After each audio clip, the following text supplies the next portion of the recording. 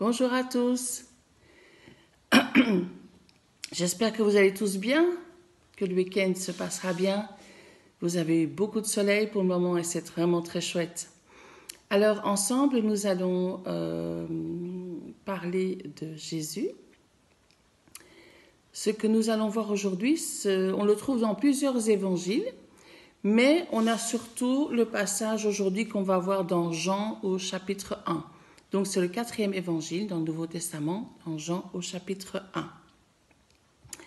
Alors, avant ça, eh bien, je vous propose de chanter et de prier ensemble, d'accord?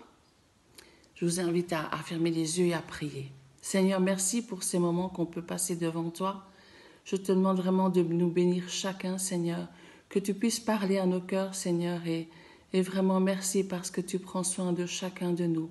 Bénis vraiment ces instants maintenant, ces instants de chant, lors de la leçon, Seigneur. Merci pour tout ce que tu fais pour nous, Jésus. Amen. Amen. À tout à l'heure après les chants.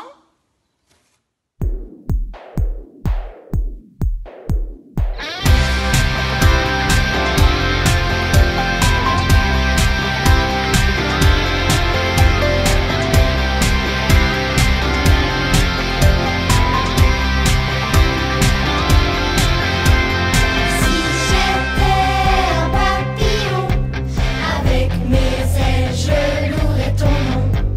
Et si j'étais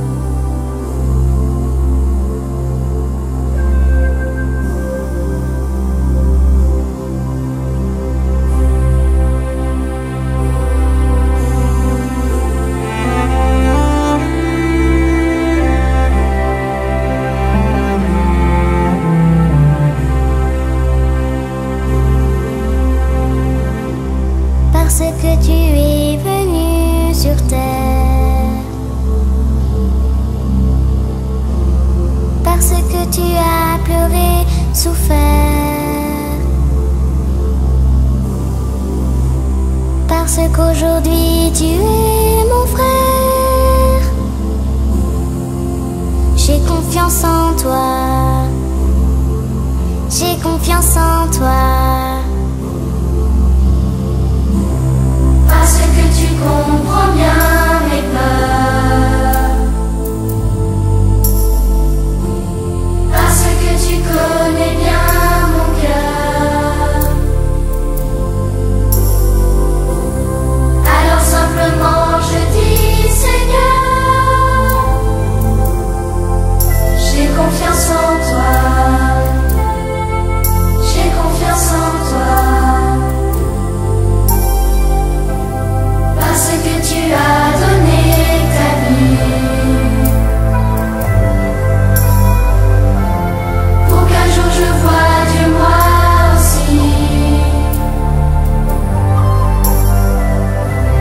À cause de ton amour infini, j'ai confiance en toi. J'ai confiance en toi.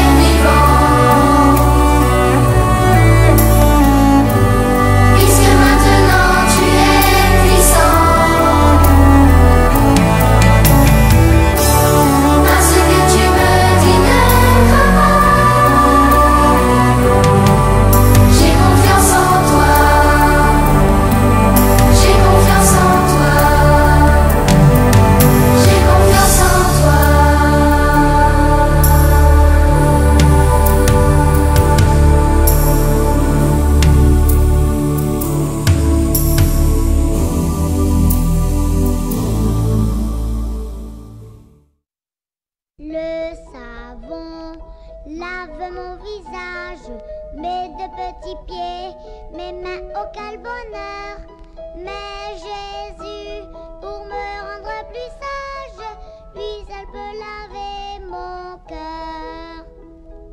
Si le mal y fait une tâche, je connais quelqu'un qui saura l'enlever. C'est Jésus, non rien je ne lui cache, car il peut tout effacer.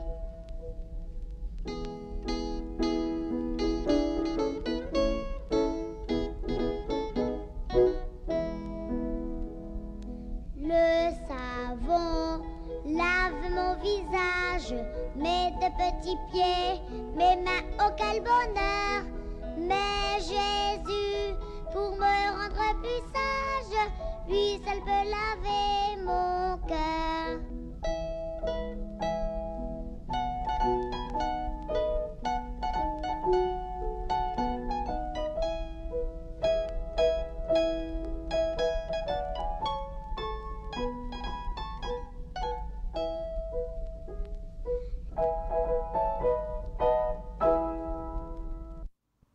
Voilà, alors après ces quelques chants, je vais voir avec vous un moment particulier dans la Bible, mais d'abord je vais vous montrer des images. Est-ce que vous avez déjà vu, dans vos églises, je suppose que oui, des moments de baptême? Vous vous souvenez ce qu'on a vu ensemble avec l'un, avec l'autre moniteur? Celui qui a préparé la venue de Jésus, vous vous souvenez comment il s'appelle? Il s'appelle Jean-Baptiste. Et qu'est-ce qu'il a fait, Jean-Baptiste? Eh bien, il a préparé les personnes qui allaient rencontrer Jésus. Donc, il a préparé la venue de Jésus. Et donc, les personnes qui étaient prêtes à demander pardon pour leurs péchés et s'engager avec Dieu ont pris leur baptême. Je vais vous montrer un peu les images. Vous avez sûrement déjà vu dans vos églises des baptêmes, voyez, On rentre dans l'eau et le pasteur nous fait plonger dans l'eau entièrement, pas que quelques gouttes sur la tête. J'espère que vous voyez bien là, entièrement dans l'eau et on ressort. Et en fait, c'est un engagement qu'on fait avec Dieu. On demande pardon à Dieu pour nos péchés et on veut s'engager avec Dieu, donc dire qu'on veut le suivre. Et en fait, le fait de rentrer entièrement dans l'eau veut dire que voilà, on laisse notre vie ancienne avec nos péchés et on veut repartir à zéro avec Dieu. Et donc, vous vous souvenez que Jean-Baptiste, il a fait ça dans le fleuve qui s'appelle le Jourdain. Et donc, il voulait préparer les gens à recevoir le Seigneur. Et donc, plusieurs l'ont écouté et ont demandé pardon pour leurs péchés. Et donc, Jean-Baptiste sait que le Sauveur va bientôt se faire connaître. Et on va lire ensemble dans Jean un passage où on va voir qu'on parle de Jean-Baptiste. Voilà, alors on lit ensemble dans la Bible, bien sûr, dans le Nouveau Testament, le 4e évangile au chapitre 1, Jean chapitre 1, au verset 26. Et donc c'est Jean-Baptiste qui parle. Jean leur répond, « Moi, je vous baptise dans l'eau. Mais au milieu de vous, il y a quelqu'un que vous ne connaissez pas. » Et vous pensez qu'il parle de qui là? Il parle de Jésus. C'est vrai, mais Jésus est sur la terre à ce moment-là. Qu'est-ce qu'il devient? Eh bien, Jésus, entre-temps, les années ont passé et est devenu un adulte. Il a maintenant 30 ans et il vit toujours à Nazareth. Comme un homme ordinaire, comme toi et moi, il vit normalement et il fait son métier de charpentier probablement. Donc, métier de charpentier, ça veut dire quelqu'un qui travaille le bois. Jésus, il a vécu vraiment comme nous. Il a connu la faim, il a connu la soif, il a connu la fatigue, il a connu les difficultés, il a connu toutes les choses comme nous. Il a connu la joie aussi. Tu vois, Jésus, il a voulu vivre comme nous pour mieux nous comprendre. Et donc, comme je vous avais déjà dit, Jésus, il vous comprend. Tu peux lui faire confiance et lui raconter tous tes soucis, même les bêtises que tu as faites. Il t'écoutera, il te comprendra. Et si tu lui demandes pardon, il te pardonnera. Et donc Jésus a voulu vraiment faire tout comme nous, pas les péchés évidemment. Alors un jour, Jean-Baptiste, qui est toujours occupé à baptiser les gens qui s'engagent avec Dieu, voit Jésus venir vers lui. On va lire ensemble donc dans le même chapitre, un peu plus loin, au verset 29 jusqu'au verset 31. Le jour suivant, Jean voit Jésus qui vient vers lui et il dit « Voici l'agneau de Dieu qui enlève le péché du monde. C'est de lui que j'ai parlé quand j'ai dit « L'homme qui vient après moi est plus important que moi parce qu'il existait avant moi. Moi, je ne le connaissais pas, mais je suis venu baptiser dans l'eau pour le faire connaître au peuple d'Israël. » Donc Jean-Baptiste a vraiment voulu préparer le chemin pour Jésus. Mais voilà que Jésus se tient dans la file pour se faire baptiser. Jean-Baptiste, il n'est pas d'accord, parce que Jésus, il n'a jamais péché, donc il ne doit pas demander pardon à son Père pour ses péchés, il n'a pas besoin d'être baptisé, mais Jésus veut absolument se faire baptiser comme toi et moi, parce que c'est ce que Dieu veut, et il veut faire comme nous. Et donc Jean va baptiser Jésus, il ne va pas se fâcher. Il veut vraiment se faire baptiser comme s'il était un pécheur alors qu'il n'a jamais péché. Et donc Jean va baptiser Jésus. Donc tu peux vraiment lui faire confiance. Mais alors il va se passer quelque chose de vraiment extraordinaire. Et ça, on va le lire dans le livre de Matthieu. Donc c'est le premier évangile du Nouveau Testament. Matthieu au chapitre 3. Vous pouvez noter et le lire à part après si vous voulez. C'est Matthieu chapitre 3, du verset 16 à 17. On va lire ensemble. Matthieu 16 à 17. Quand Jésus va entrer dans l'eau et va ressortir, vous allez voir, il va se passer quelque chose d'extraordinaire. On lit ensemble. Dès que Jésus est baptisé, il sort de l'eau. Ah bah oui, il ne va pas rester sous l'eau. Hein.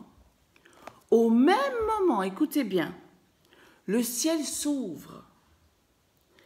Jésus voit l'Esprit de Dieu qui descend comme une colombe qui vient sur lui.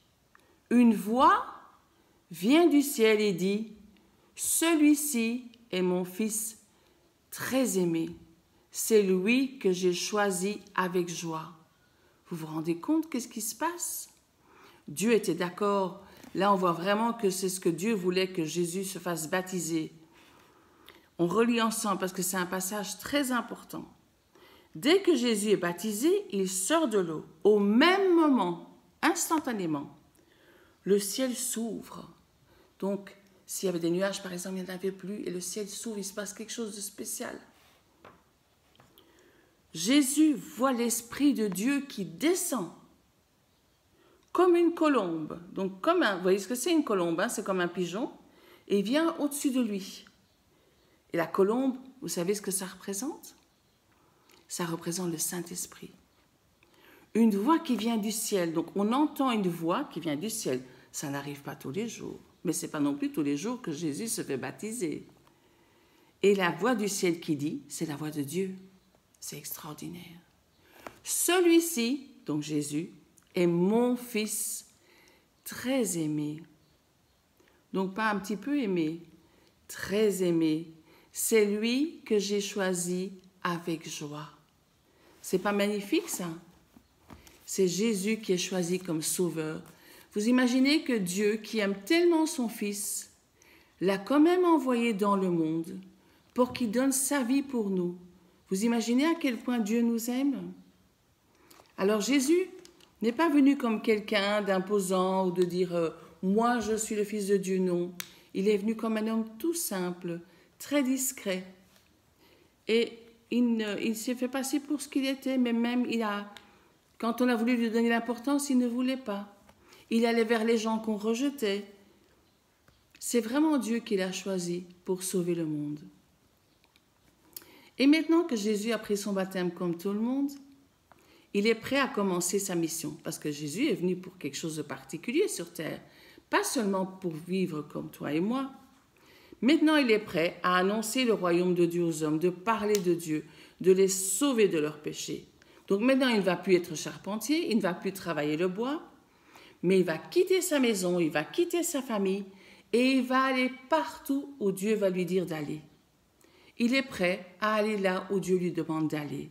Et vous verrez par après, et vous l'avez sûrement déjà entendu, toutes les choses que Jésus a fait avant de mourir sur la croix. Il a fait des tas de miracles, il a guéri les malades, il a parlé à tout le monde, mais tout ça toujours dans la discrétion et vraiment simplement. Jésus est un homme très simple et vraiment il ne s'est jamais pris la tête. Il a toujours fait les choses très calmement, dans le calme et vraiment conduit par Dieu. Il a commencé sa vie comme un simple homme parce qu'il nous aimait vraiment et il voulait vivre comme nous, afin de mieux nous comprendre, nous aider et nous sauver parce qu'il nous aimait. Donc, n'aie pas peur de faire complètement confiance à Jésus. Vous êtes d'accord? Voici le verset qu'on a lu ensemble où Dieu parle lorsque Jésus sort de l'eau et que la colombe descend sur lui. Et il est dit, j'espère que vous voyez bien, « Celui-ci est mon Fils très aimé.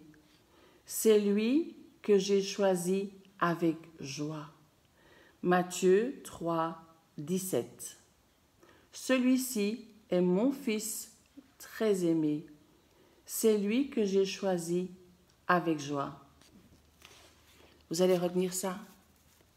Donc Dieu a donné son Fils avec joie, alors qu'il savait qu'il allait souffrir atrocement, horriblement, au moment de sa mort. Mais Jésus a fait beaucoup de bien sur terre. Et grâce à lui, grâce à la croix, on peut demander pardon tout simplement à Dieu et il nous pardonne et il efface nos péchés. C'est formidable, non? Je vous invite à prier ensemble. D'accord? Jésus, je te remercie parce que tu as voulu vraiment vivre comme nous, simplement, mais sans péché. Tu lui as voulu voir ce qu'était la souffrance, tu as voulu voir ce que c'était de vivre des joies, des tristesses, d'avoir soif, d'avoir faim. Tu as voulu vraiment nous comprendre mieux en vivant tout cela, Seigneur. Et nous voulons vraiment te faire confiance, de pouvoir te parler, t'expliquer nos tracas, parce que tu les comprends comme tu les as vécus, Seigneur. Merci de bénir chaque personne qui nous écoute. Merci de les bénir chacun selon les besoins, d'écouter chaque cœur qui te parle, Seigneur, parce que tu les comprends tellement bien. Merci, Seigneur, de les bénir, de les pardonner et de les accompagner jour après jour, avec qu'ils puissent vivre avec toi, vraiment dans la joie et dans la paix, jour après jour. Merci d'être là toujours pour nous, Seigneur. Même quand nous dormons, tu es près de nous. Merci, Jésus, pour vraiment tout ce que tu fais pour nous et tout ce que tu feras encore. Dans le nom de Jésus. Amen. Amen. Soyez bénis les enfants et je vous laisse avec un dernier chant. À bientôt. Bisous.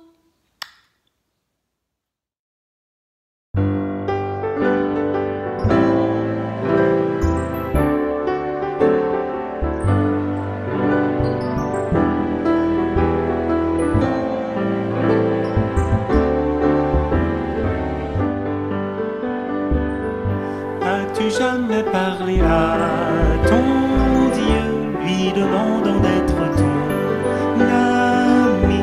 Prie au nom de Jésus, car Dieu répond aux prières. Lui as-tu raconté tes soucis?